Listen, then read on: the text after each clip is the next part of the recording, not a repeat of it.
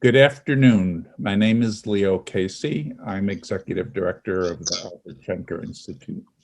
And today we welcome you to a very important book conversation with David Madlin, who has written the book Reunion, How Bold Labor Reforms Can Repair, Revitalize, and Reunite the United States. In Reunion, Madlin argues for a new labor system to revitalize the labor movement in the US. He calls for enhanced rights for workers to organize, incentives for union membership, and what we are going to discuss today for greater sectoral bargaining to complement worksite organizing. And he himself will very soon lay out that argument in a little bit more detail for you. The panel we have put together today obviously starts with David, who is a senior fellow at the Center for American Progress. In addition to Reunion, he is the author of Hollowed Out, Why the Economy Doesn't Work Without a Strong Middle Class. He has appeared frequently on television shows, including PBS NewsHour and CNN Crossfire, but I see not Fox. And he's been cited in the New York Times, the Wall Street Journal, the Washington Post, New Yorker, and he has testified on a number of occasions on labor issues before Congress and various state legislatures. The other members of the panel are Larry Cohen, who was the president of the Communication Workers of America from 2005 to 2015, and spent nearly all of his adult life as a member, an organizer, and an officer of the union. Larry was the founding chair of both Jobs for Justice and the Democracy Initiative. He currently chairs the board of Our Revolution, the successor organization to the 2016 Bernie Sanders campaign. He is, I think it is fair to say, the leading advocate of sectoral bargaining in the US labor movement. Lynn Reinhardt is a senior fellow at the Economic Policy Institute, where she works on labor and employment policy with a focus on collective bargaining. Reinhardt was general counsel of the AFL-CIO from 2009 until July 2018. While at the AFL-CIO, she was the executive director of the Lawyers Coordinating Committee, a national organization of union-side labor lawyers. And Cesar Rosado Marzan is a professor at the University of Iowa College of Law. Prior to coming to Iowa Law, he taught at Chicago Kent, a College of Law, where he was also co-director of the Institute for Law of the Workplace. And before becoming a professor, he worked in New York City law firms representing labor unions and employees. So we bring a really diverse and extensive body of expertise to today's discussion. A few words about our panel. Like David, Larry is an advocate of sectoral bargaining. Cesar and Lynn are what we in education call critical friends, who are skeptical about parts of it, but willing to engage with those who advocate to improve the ideas and the work. So today we expect to have an actual exchange of ideas and not just an echo of a single view.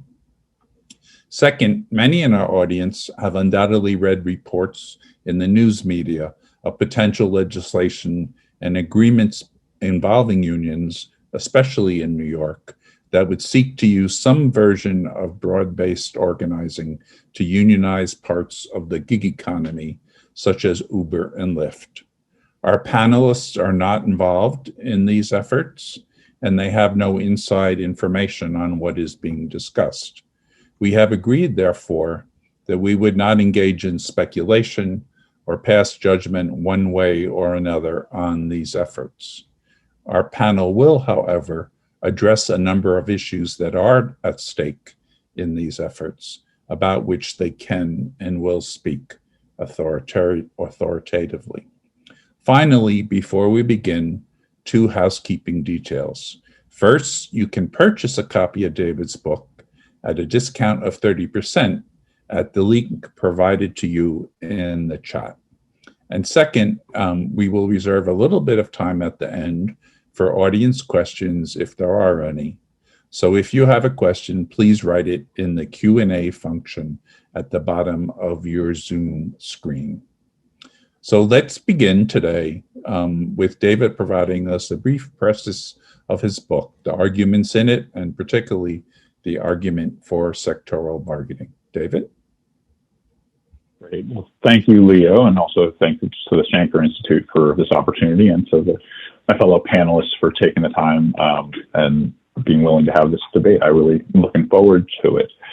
So the argument in reunion is that stronger unions and enhanced collective bargaining can address some of the core problems the United States faces, from stagnant wages, record levels of inequality, broken democracy, declining trust.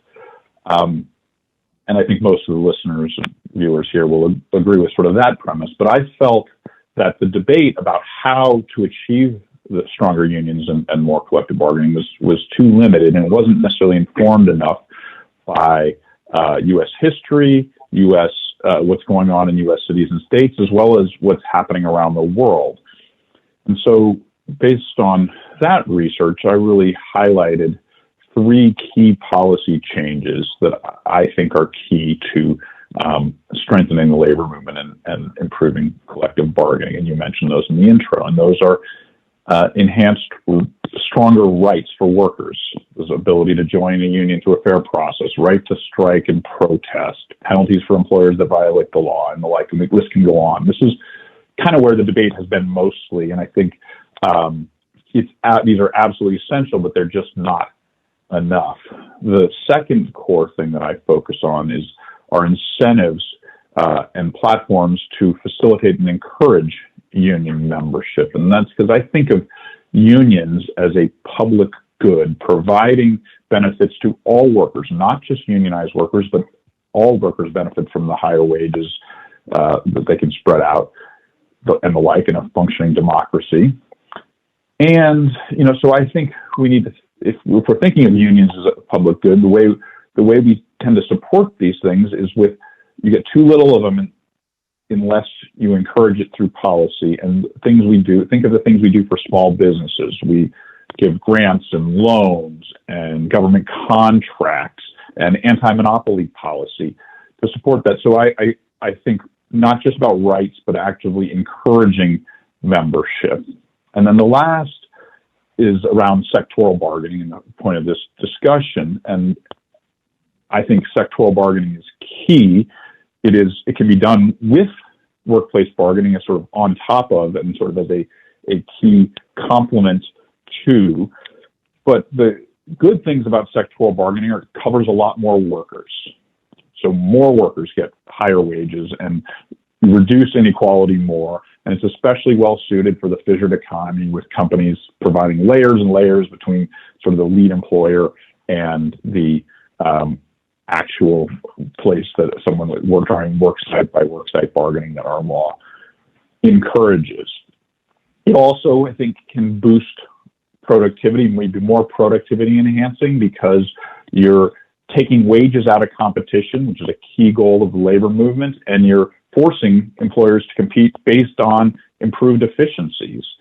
And it can foster the kind of workforce training that really benefits workers as well as the larger economy. So, and the research is really pretty clear that I think sectoral bargaining has all these advantages. And, the researchers at OECD, for example, will say, collective bargaining is only high and stable in countries that have sectoral bargaining. Now, obviously, the key questions are how you achieve that. So if it's how do you get towards sectoral bargaining? And I emphasize three things to achieve it. The first is worker power. This is the ability to force multiple employers to the table. And some of that comes through rights that we're talking about, and especially the kinds of rights that allow, for example, secondary boycotts. But the thing about just depending on worker power, and this is one of the lessons from U.S. history that I'll get to, is it's not terribly stable when you only have power that brings them. I think you need some broader structures.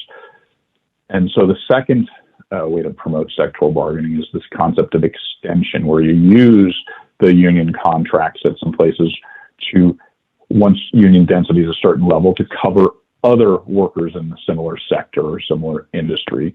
And one of the few places we have something like that in the United States today is in prevailing wage laws with government contracts. So when a government contractor, if there's a high enough level of union density in the area, effectively what government contractors pay is the union wage and benefit level. Now, the third thing I talk about, and perhaps probably the most controversially, is the idea of workers' boards. This is a tripartite structure. Some call them wage boards, but it's a representative of workers, representative of employers, and representative of public or government coming together to set standards for all workers. And so it's much more of a governmental process than the traditional pure bargaining or even the extension kinds of bargaining. I think this is especially key in industries where there's very low union density and little path to increase density, particularly in heavily fissured industries. Think of like fast food and the like. Now, to make these arguments about these kind of key factors, I look at lessons from U.S. history. As I mentioned, we've had a significant history of something close to sectoral bargaining. Sometimes it was pattern bargaining where you negotiate with just one firm, like in auto, and then all the big three, you start with one of them, and the other three, you get similar terms, and that covers all workers in that industry. Other times it's like in steel, where it was truly multi-employer bargaining with the union, but we also had it in telecom and mining and garments. The thing, though, about the U.S. history is of achieving something like sectoral bargaining, it was very difficult to get to. It depended on very, very high density to force the workers, sometimes near 100%, to force the employers to the table. And it was also very fragile once it was established, because it was fragile if union density declined a little bit and or if the industry structure changed. It was tremendously successful when it existed. It helped build the middle class, and both workers and employers benefited, but it's been very hard to achieve since, as union density has declined. The other key place I look for some of the lessons to highlight these were, I think, the countries sort of most similar to the U.S., Britain and Australia and Canada, because when other people talk about sectoral bargaining, the examples often are from the Nordic countries, Sweden or Denmark, or even Germany. And, there definitely are lessons to be learned there, but I felt that we could look to those most close, analogous, and really learn. And so, for example, in Britain, they used to have a pretty robust sectoral bargaining system and very high density, among the highest in the industrial Western world. But Margaret Thatcher came into power, decimated unions, decimated sectoral bargaining. And then as unions tried to sort of recover and the Labor Party sort of eventually got power, they did some sort of semi-American style promoting workplace kind of bargaining, and it just wasn't enough at all. And so now the broad labor movements in Britain, as well as the Labor Party, are sort of committed towards moving back towards sectoral bargaining. A similar scenario in Australia, where high union density and sectoral bargaining went together for much of the early 20th century. But some of the key breaks were actually led by labor unions, that some of them felt they could do better with more workplace bargaining. It turned out not to be the case. The gains they had were harder to hold on to as the system weakened around them and union density declined, inequality rate rose, and the like, similar problems. But now the labor movement and Labor Party in Australia are for sectoral bargaining. And to a little bit lesser extent, but in Canada, the story, they have kind of, in some ways, almost a dream version of U.S. law, workplace by workplace, emphasizing bargaining, but no right to work, no striker replacements, some, even card check sign up in some provinces, yet density in private sector density is in decline there. It's certainly higher than the US, but it's in decline. And unions there are looking to some of the few sectoral systems they have as part of their strategy to revitalize. So the short summary is that, unions and collective bargaining essential to addressing core problems the country faces, but I think we can get there not just through enhanced rights, but also through incentives and sectoral bargaining. And sectoral bargaining takes a lot of structures to help facilitate it. So thank you. I'll look forward to the discussion. Thanks, David. There are two sets, separate but overlapping sets of questions raised by proposals for sectoral bargaining, such as David's. First, is this the right design for the labor system we want? And second, assuming it is, at least in part, what we want, is it feasible in the US at this historical moment? On the design front, I would like to pose a number of questions for our panel to discuss. First, the theory of sectoral bargaining is, from one vantage point, quite simple. Workers have more power when they act together, collectively. So if negotiating is done on a broader, ideally industry-wide basis, as opposed to enterprise by enterprise bargaining, they will be in a better position to improve their wages and working conditions and establish a higher floor for both. One concern that has been expressed is whether sectoral bargaining would hinder the voice of the local or enterprise level union closest to the worker in collective bargaining. A related issue is whether it would detract from establishing an organizing culture focused on building local unions. What do you make of those concerns? We will start with Lynn. Thank you, Leo, and thank you to you and the Schenker Institute for inviting me to participate today. I'm very, very excited to be here. And congratulations, David, on your book.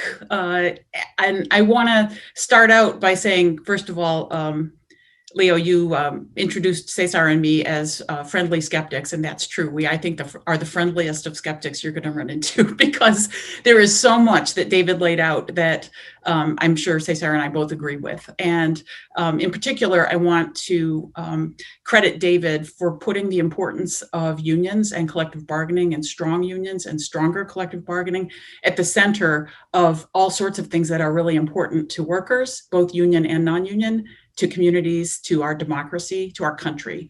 I think that gets overlooked sometimes, and unions get thought about as this narrow thing that relate just to their members at the workplace. And you have shown in your book how, no, it is that, but it's so much more than that, and how vibrant, strong worker movement is so key to our democracy and so many things that we care about. And that may sound like a, pandering sort of compliment to start my remarks, but I'm going to come back to it because it's kind of central to my remarks, which are, we all agree that workers do better with unions, and we all do better with unions, and that we would all do better with more unions and with broader collective bargaining coverage. The question is, how do we get there? And is sectoral bargaining the right way to go? And we also agree that our current system is failing workers. And I think there are some, and I think David falls into this category, who say that one of the major failings of our current labor system is that it defaults to enterprise level bargaining and not broader bargaining. And that may be part of the problem, but I would say that the major problem is that our law has failed to rein in employer interference with worker free choice. And we know from workers, and we know from research, and we know from polls that workers want unions, and they can't get unions because our law lets employers interfere with impunity without penalties to thwart worker choice. And side note on this, and I think that's the problem, and that's why we don't have more unions and why workers don't have unions. I don't think Amazon would have fought the union less in Bessemer if it was a sectoral bargaining model.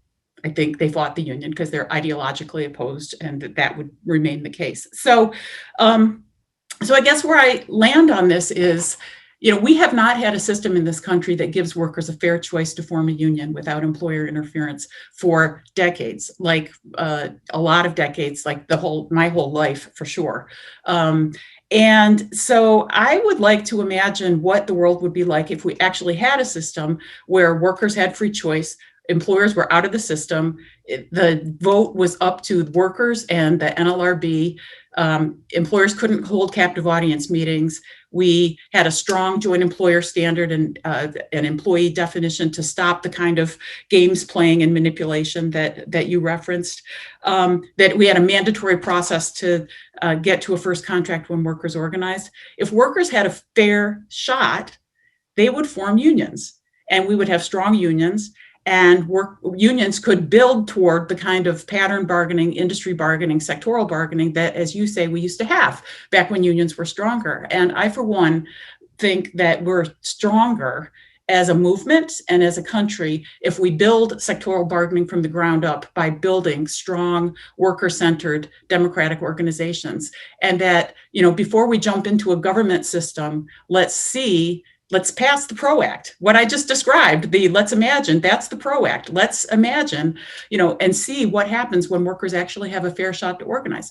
I think they're going to organize, and I think we're going to build power, and we're going to be able to do a lot of the things that you advocate, but build it from the ground up and build strong democratic worker organizations at the same time, which we need for all of these other greater goods that you reference. So I'm going to stop there and look forward to continuing the conversation.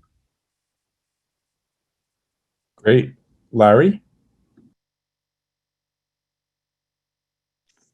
Unmuting. Okay. So first, like Lynn, I would applaud the book, and we should all buy the book. I think it's now available. When I prepared for this, I had a PDF, but I think not only can you order the book, I think the book is now around. And I would really emphasize that, because we're going to get into a discussion about strategy and tactics. And we just had this project called Clean Slate based at Harvard Law School. And along with Kate Andreas, who teaches law at University of Michigan, we co-chaired the subgroup that was called Levels of Bargaining. And David, I would just say to you, obviously there's a chicken and egg about the book and that work. Lots of stuff from that work is in the book. But this book is an incredible tool in terms of that whole Clean Slate project and whatever comes after it. So I just want to emphasize that.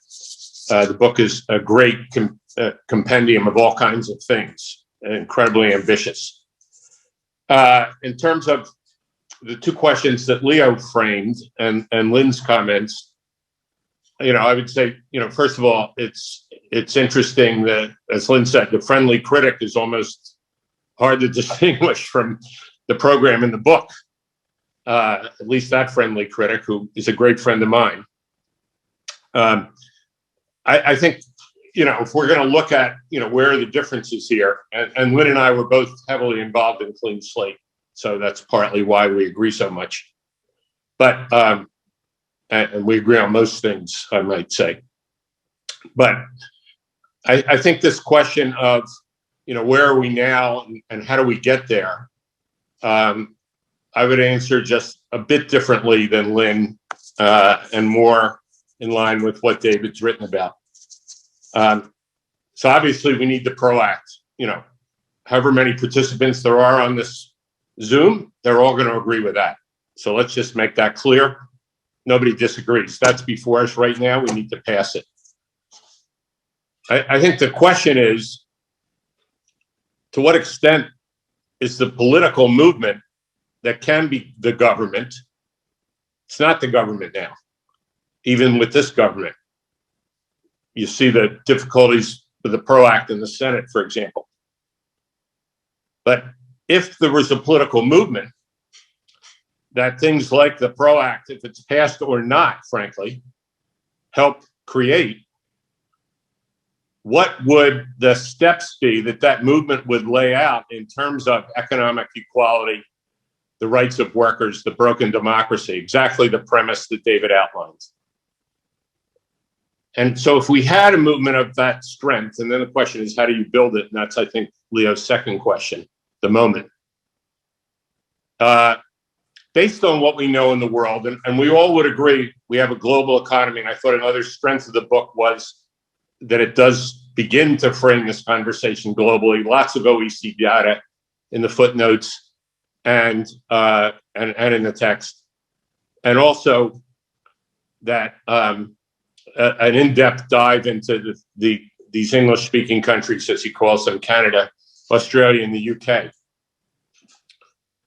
I would add to that, though. So again, we got two different questions. One is, what do we do right now? We pass the PRO Act. Secondly, if we were painting a mural of what things need to look like to really address economic inequality to the extent we have it, that's grown by leaps and bounds as collective bargaining was destroyed, a critical point Lynn made. It's employer interference at every level, including political. Since the 70s, my whole 40 years in CWA, we organized over 150,000 new people, including where I came from, 30,000 just there alone. We had massive examples and trials in broader bargaining, whether it was state workers in New Jersey, whether it was at AT&T, where we negotiated and fought for a neutrality clause, neither help nor hinder. One sentence, AT&T will neither help nor hinder. Organized mostly in right-to-work states, where on average, 90% have joined the union to this day. In AT&T Wireless, the growing part of the industry, over 90,000 people joined the union, mostly call center workers and retail stores, and about 10% were technicians. And so to me, like for all of us, our own experience is part of the trials and seeing what occurred there at AT&T, the combination of neutrality and majority sign up with third party AAA deciding has said, and then, let me just add, in my own experience, at least 300,000 workers where I was directly involved as organizing director or president or something else in the union, where they didn't get collective bargaining rights. And why did we start Jobs with Justice or American Rights at Work or the Employee Free Choice Act, which had a clause in it that's not in the PRO Act about majority sign up? So I'm rambling a bit here, but the point is this. I'm going to bring it back together. Number one, globally, and again, benefit of my own experience, I've worked in many of these countries, meaning worked directly with the unions there, particularly when I was the titular president of the telecom workers of the world, a couple million people, in Mexico, Germany, Argentina, Canada, the UK, Norway, and South Africa. And putting aside Europe, where again, the book has a lot of information. When we dive into countries like Argentina, has massive sectoral bargaining, where the sectoral agreements are a floor. In many cases, they're there for years. The dynamic bargaining is at the enterprise level. Whereas in our country, we don't have enterprise bargaining. As David details here, we call it that, but it's collapsed. Even in the auto industry, it's collapsed. The parts stuff is all splintered off. And in many other industries, it's collapsed because of contracting out with a whole different employer. It's collapsed. We don't have enterprise bargaining. We have, at best, enhanced workplace bargaining, meaning many workplaces. And in most cases, it's workplace bargaining, and it's not even workplace bargaining because we have bargaining units that are part of the workplace and leave out huge other chunks. So to me, the argument that the mural that we paint together includes sectoral bargaining is that without it, we won't build the political movement that has enough people in it, including the existing, whatever we want to call it, 15 million workers out of 125 million, public sector as well included there, that have bargaining. We won't have the political movement to win this stuff. And even the PRO Act comes up against that. So we have to build a movement that includes millions of non-union workers. And that means a political movement whereas David has done here, the economic argument for collective bargaining is as core as the democracy argument on voting rights and money in politics. These things get wound together, along with 20 million immigrants who can't vote.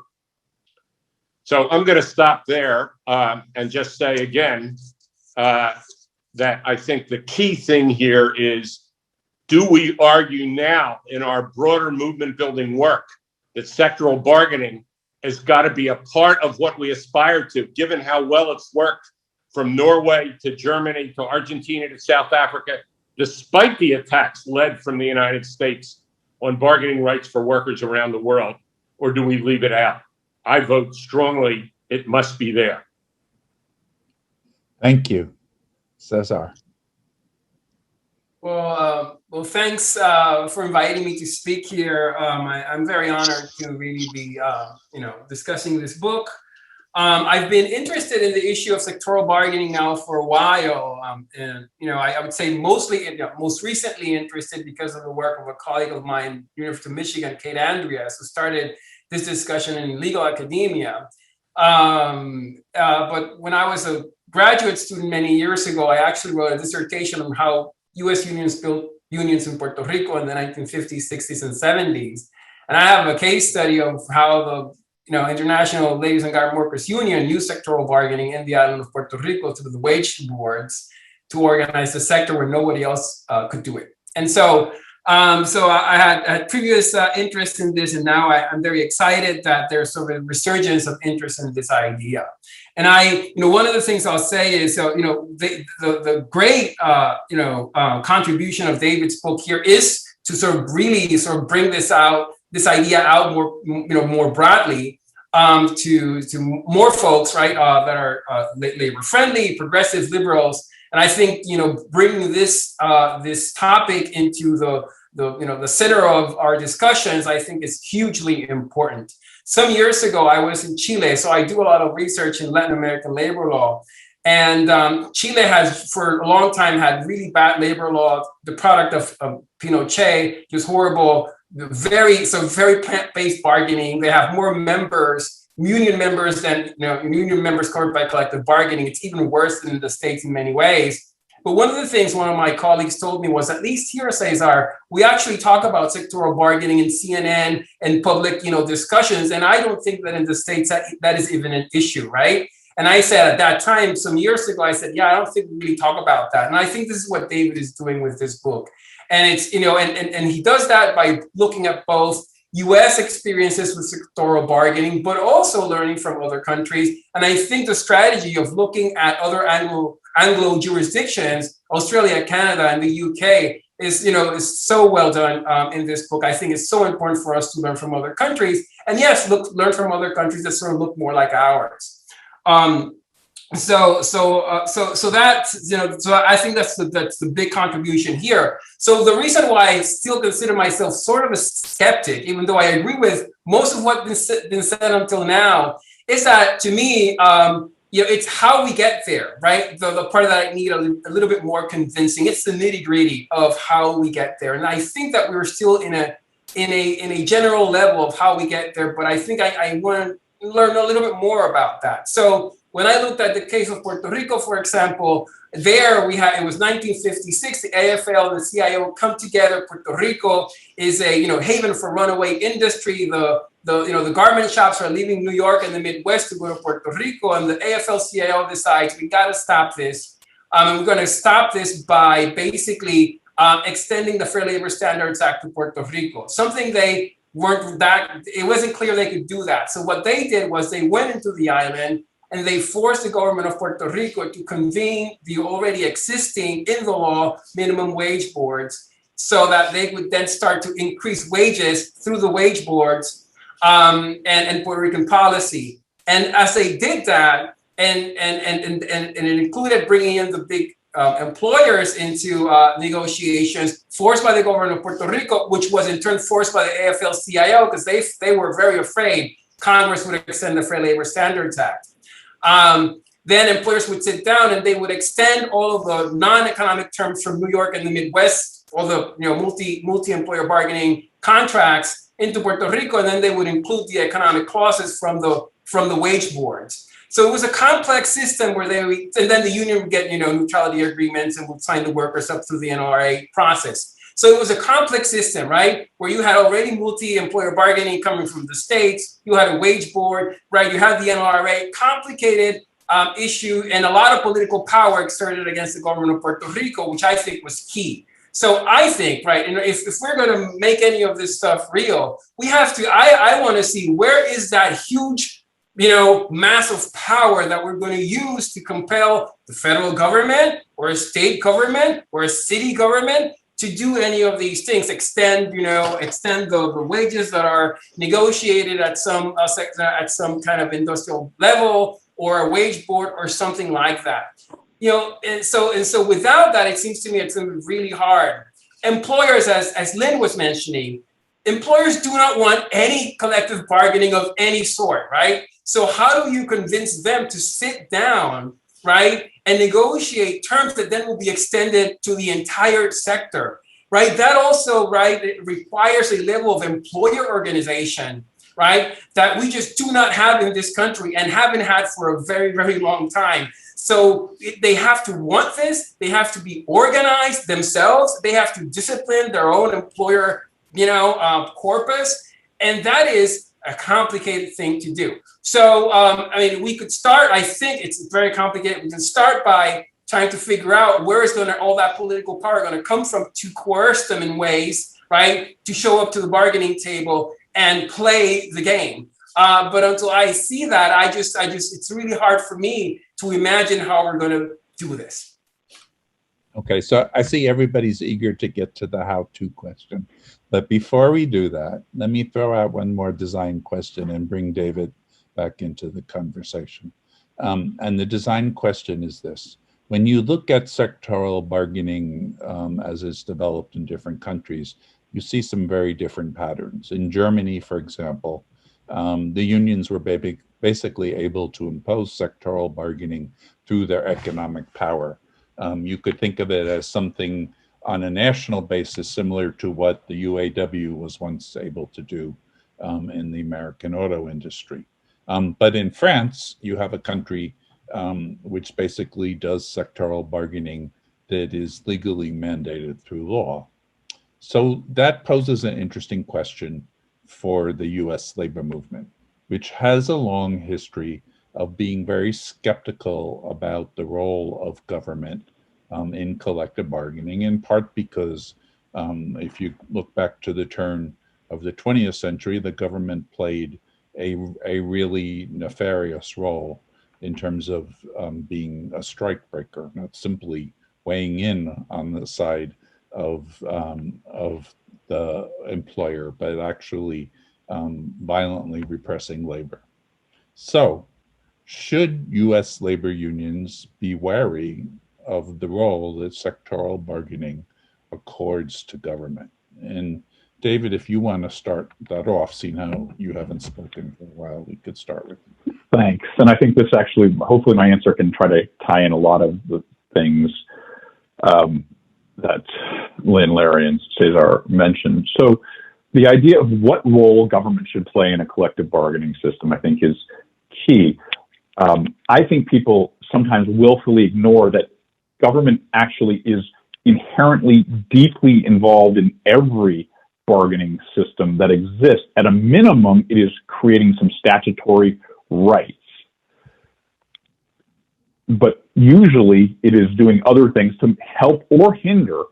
And so to me, the right question is what roles? And just to circle back on that, like the government, so the British case that I highlight, these were supposedly the most voluntaristic unions in the world, all worksite level. The law was just around, you have exemption from antitrust, you can do kind of whatever you want. But they sort of thought that way, but to realize that actually the government could still crush us, even if that's all we have, and that actually some of our power came from the structural sectoral systems that were underlying it. So to me, the appropriate role for government is not only to create the rights, but also to actively encourage union membership, and it needs to be on the side of unions. Unions are in decline in every country around the world unless the government is doing things to promote it. Things like the Ghent system, in addition to strong rights. And I think that the sectoral bargaining systems also help promote power, in the grassroots power for workers. Now, as Cesar has highlighted in some of his research, the overall relationship is a little bit ambiguous.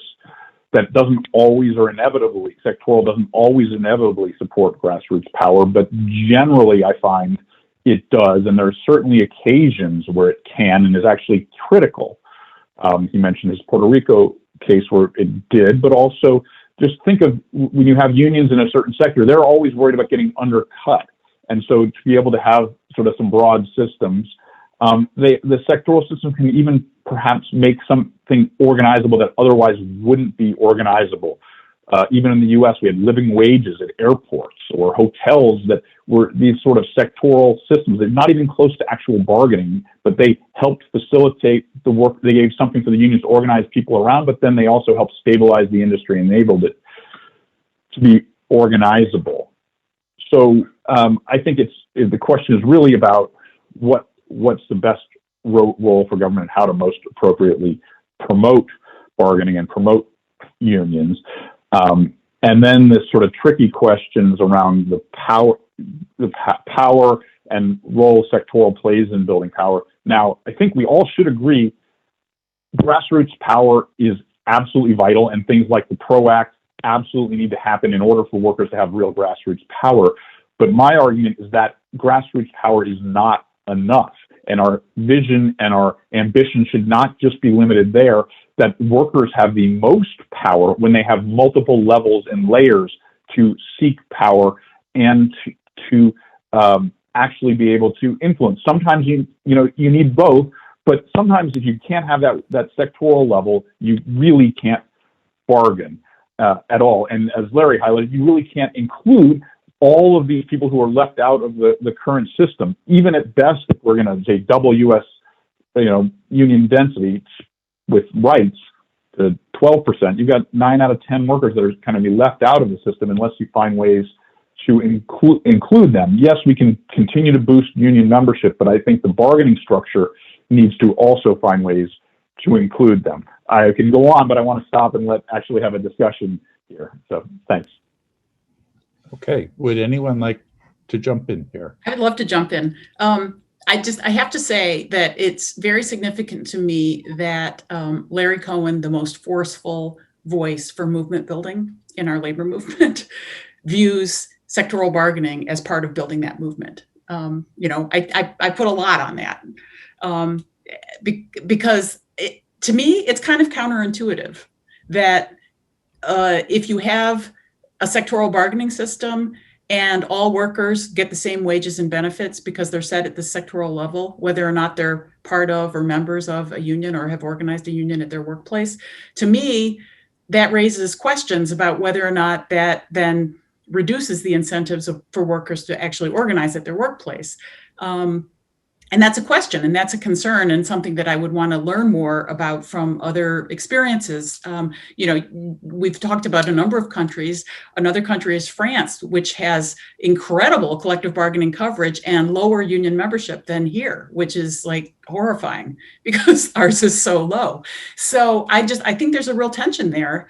And I think it's one of that and discomfort on the part of some advocates at the idea of having so much resting with government officials being involved in the process, which personally I feel a whole lot better about. If it's Joe Biden and Kamala Harris and Marty Walsh in charge, I feel better than maybe I would have a year ago. But still, that's a lot to put, in the hands of elected officials who aren't always friendly to workers. So I just really think that there are some tensions there, and that maybe the way that we, think about this and get from here to there is be incrementalist about it. And this is where I just really want to underscore one of the things that David writes about in his book, which I think is such an intriguing idea from Canada. And it's this Bygant-Ready, I'm probably mispronouncing that, the Bygant-Ready system, where basically unions can extend contracts that they've already negotiated to newly organized groups. You don't have to go through the whole collective bargaining negotiation fight with new employers. It's really up to workers to organize and then extend their contract. And that's really appealing. And to me, that's like an incremental way of moving down the road toward broader based bargaining that fits very comfortably within our existing system. So, I just think it's worth looking at things like that as way stations along the way to building this broader system. And it might be easier to take than this kind of global, governmentally, top-downy kind of feeling thing. So. Good. Anyone else like to weigh in here? So I'd like to say a few things. So I am actually much less concerned than Lynn is about this particular issue. And that's because, but it's, it is, I agree, there are these tensions. And I think they're very real tensions. And a system of sectoral bargaining could just become some kind of extremely top-down bureaucratic thing that's completely detached from workers. I can imagine that happening. And so we have to be careful about that. But real existing sectoral bargaining systems out there actually have very vibrant plant-based organizing, and it can come through both the union or works councils. I mean, there actually have different other kinds of bodies that you can create at the enterprise plant level, occupation level, that can help organize folks from the bottom up. So I'm less concerned about that, because we could try to think about how we can include that kind of thing within the sectoral bargaining structure. The other thing I'll say is, so we have to be careful also, even I would say even with the case of France. So France, yes, much less union membership as a percentage of the entire workforce than the States, which is a big thing to say. But when French unions strike, lots of other people also strike, and they can paralyze the entire country, right? I've already been to Paris at least a couple of times, but I have not been able to use the metro because it was paralyzed by unions, and and there's a bunch of other stuff going on. So the capacity of labor unions to actually, mobilize larger swaths of the population, and that population identifies with the labor movement, is very, very large. So I think as a sociological matter, they're just different. And perhaps part of the reason is because people generally understand that these unions are representing them at a more sort of sectoral basis and even national basis in certain circumstances. So those would be my words regarding this particular issue. Good. Larry. Yeah. So to Lynn's comment on movement building, so we're talking about the interplay here between movement building at a workplace or in a union and movement building politically that can unite around a series of demands, tens of millions of working class people to change our world. So let's take the most dramatic of those in my lifetime, South Africa. When apartheid was smashed and the ANC became the government, in the first 100 days, they implemented lots of changes. And I don't want to oversimplify this. One of them was sectoral bargaining with 17 sectors. That's there to this day. Is it perfect there? No, lots of complications about corruption and other issues. But fascinating that movement, as severe as it was, what they faced, that was there for long before they were able to smash apartheid and become the government. Argentina, which I would argue in recent years, that political movement that's now the government, and it's been in and out of the government for the last 10 years. Workers' rights, sectoral bargaining, the particular way they practice it there, which is hard to get into with the minutes we have here. But among other things, it's that you can't cancel the sectoral contract unless the unions agree. It's very much union-based. It's not government-based, except the government is behind it in the same way. It's not like we don't have the government here. National Labor Relations Act, every state bargaining statute, and NMB, National Mediation Board, Fair Labor Standards Act, on and on and on. So even when they had a near fascist government until recently, the sectoral agreements were there as a floor. Now, a floor, the vitality of the labor movement in Argentina is all about the union bargaining, not the sectoral bargaining. The sectoral bargaining sets the standard and blocks the low road.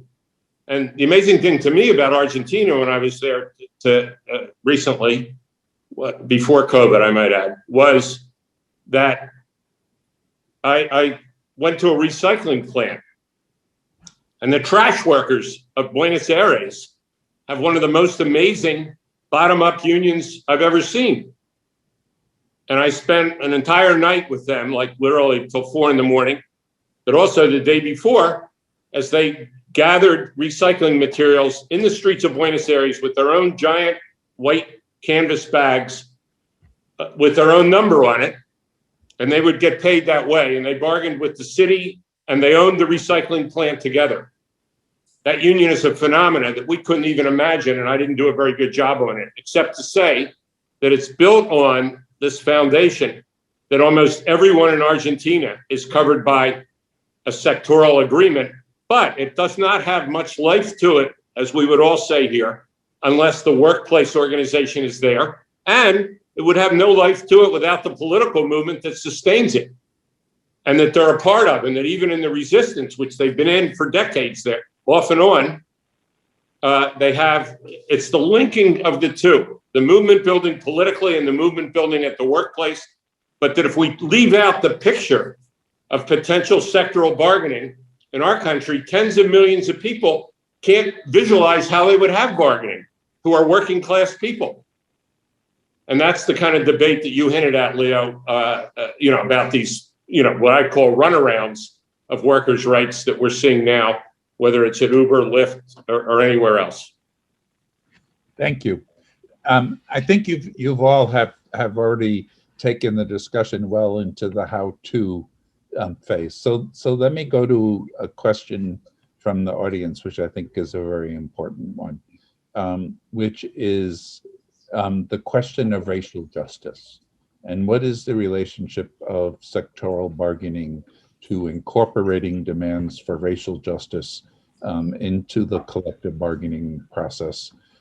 We know that, our labor movement has not always been great on such questions. We've gotten better than we certainly been in the past, but it is also something that we need to continue to focus on in a really important way if we're going to be where we all think we need to be. So let me just throw that question out.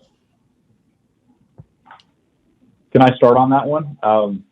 Yes. So I see sectoral bargaining as one of the essential components of a real racial justice strategy. I think the research is pretty clear that sectoral bargaining, unions already help close the racial and gender pay gaps, but when they have a sectoral bargaining system, they're able to do more, and they're able to do more for several reasons. First, the bargaining agreements cover a lot more workers, so more workers are covered.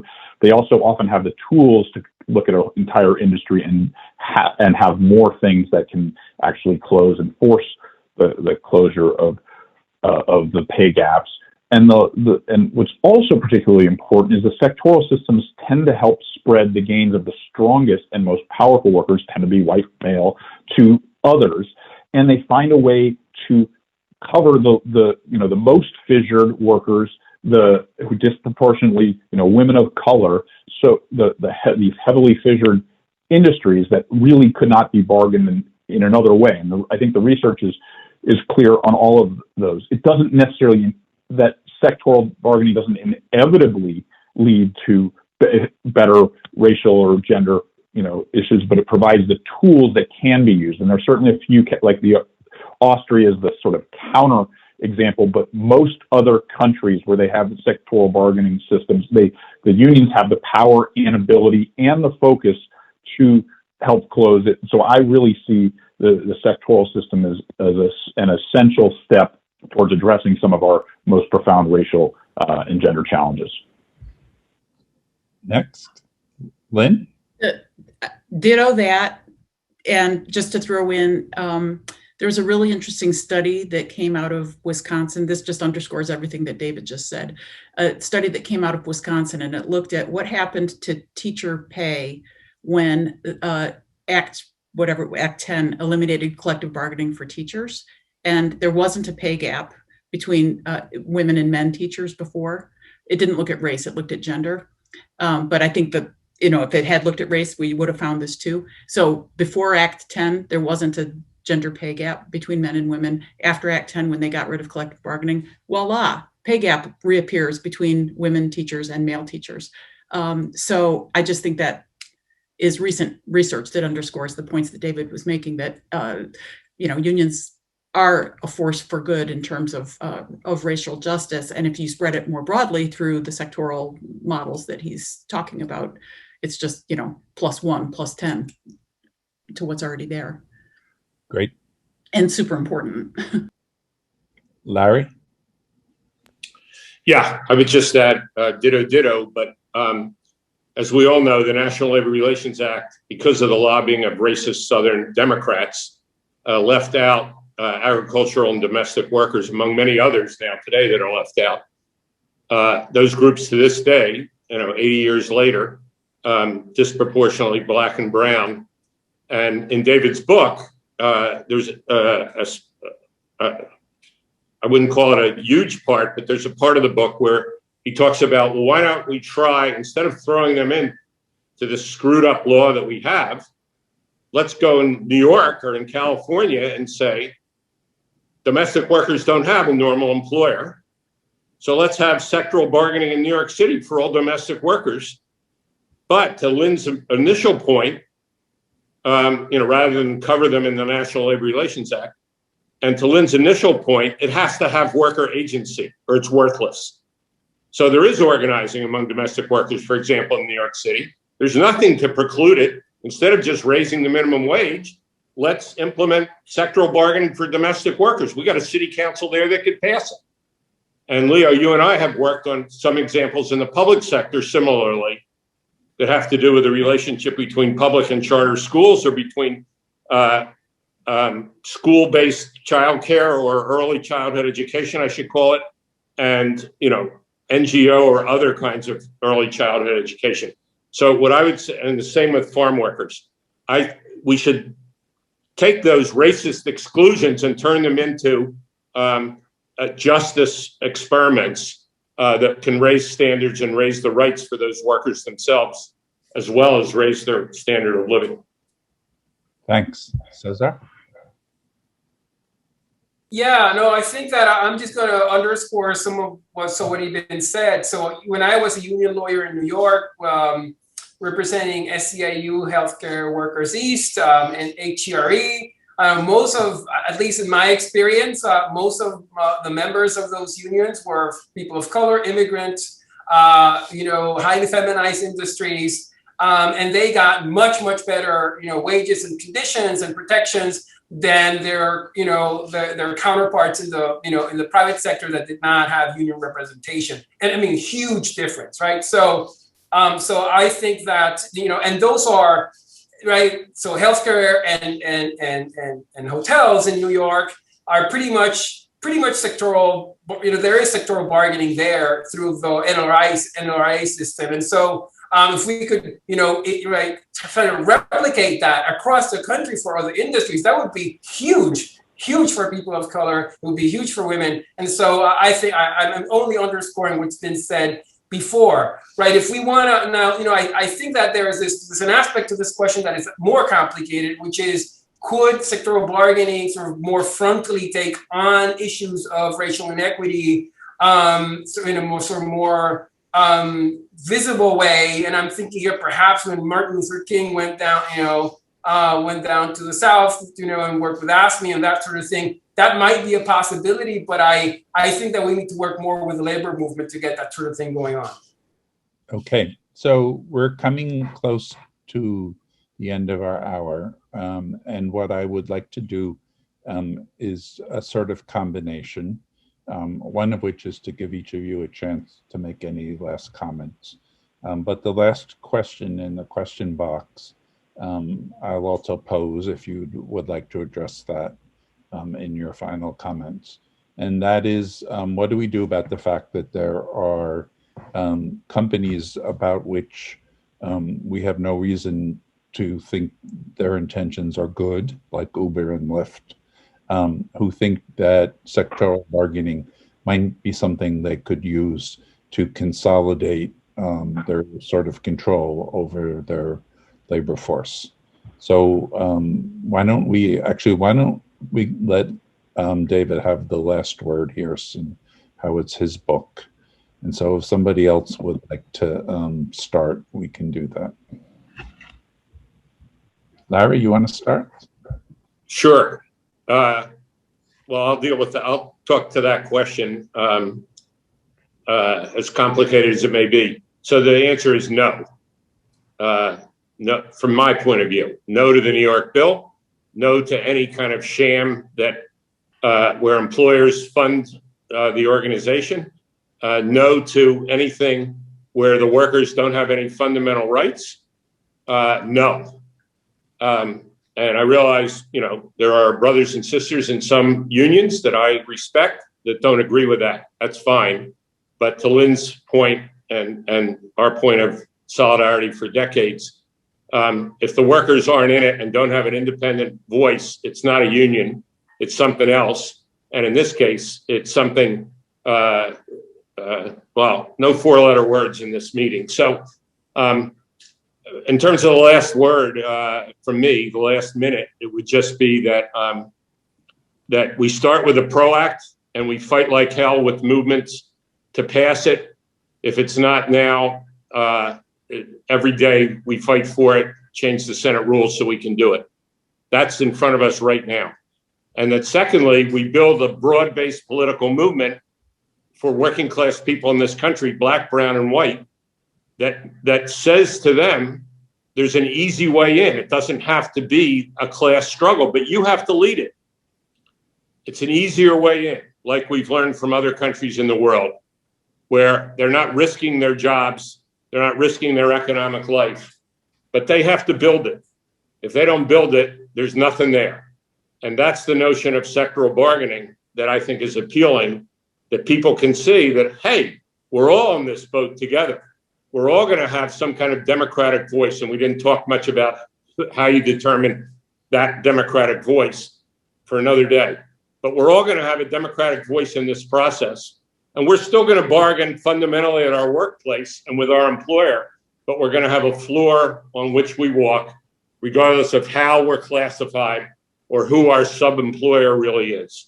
And I think that political movement needs to have this broad vision as a part of it, along with the things in David's book, immigration reform, democracy, voting rights, etc., that tie together, that get enough people engaged so that we can build a mass movement, a majority-based movement of 50 million or more people in this country for change.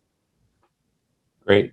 So I think that, and just to also go back to how Lynn started, without the right to strike and a broad right to strike, including the right to engage in secondary activity, there's not going to be I don't think it's going to be significant sectoral bargaining. So in that sense, the PRO Act that tries to get rid of the ban on secondary strikes and boycotts is centrally important. I would have liked to see included there also, right? Something about employers not having the right to permanently replace strikers, but it's not. I don't think it's there. But I think that is centrally important. And so when it comes to this New York bill, I haven't read it, so I'm basing my knowledge about it and things other people have said. If it does not include a right to strike, I don't see how that can work. I think it is in fact sham. And the other thing I think we have to be aware of, Lyft and Uber are basically on the run globally.